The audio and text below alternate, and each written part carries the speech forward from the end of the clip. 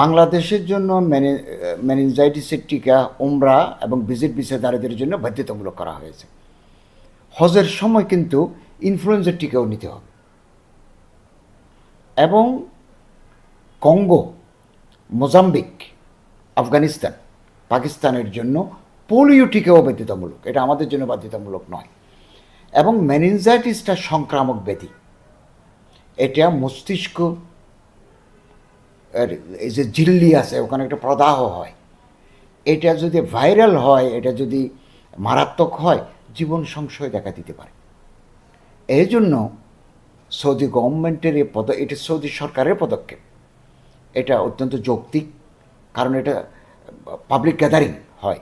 আমি সাম্প্রতিককালে সৌদি আরব সফর করে এসেছি। এখন তো উমরা যাত্রীদের অসম্ভব ভিড়। পবিত্র মক্কায়ও দেখেছি, পবিত্র মদিনায়ও দেখেছি। অতএব মেনিনজাইটিস টিকাটা নেওয়ার যে সৌদি সরকারের সিদ্ধান্ত, এটা যৌক্তিক এবং এটা আমাদের জীবনের জন্য প্রয়োজন। এর জন্য বাংলাদেশ সরকার, ধর্ম মন্ত্রণালয়, স্বাস্থ্য মন্ত্রণালয় অত্যন্ত সচেতন, যাতে মেনিনজাইটিস টিকা দিয়েই মানুষ পবিত্র উমরা সম্পন্ন করতে পারে।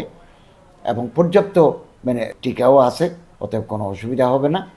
এবং এজেন্সির মাধ্যমে যারা যাচ্ছেন, তারা এজেন্সির সাথে যোগাযোগ করলে 6টা স্পটে টিকা পাওয়া যাবে। এবং টিকার কেবল একটা কার্ড নিলে হবে না, টিকা দেওয়া হয়েছে এটা বললে হবে না। এটা একেবারে স্পষ্ট করে বলা আছে। ভ্যাকসিনের নাম, ভ্যাকসিনের ধরন, ভ্যাকসিন গ্রহণের তারিখ উল্লেখ করে সার্টিফিকেট লাগবে।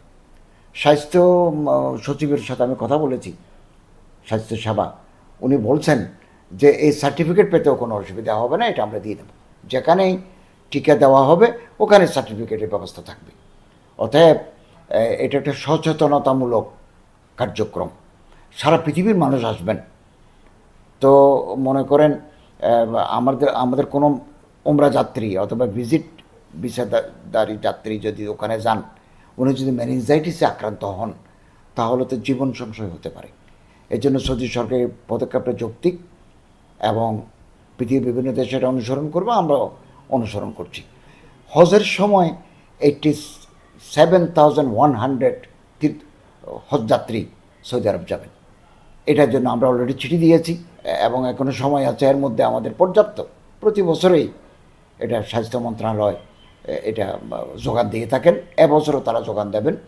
অতএব হজযাত্রীদের নিয়েও মেনিনজাইটিস অত ইনফ্লুয়েঞ্জার ভ্যাকসিন নিয়ে সংকট হবে না, উমরার জন্যও সংকট হবে না।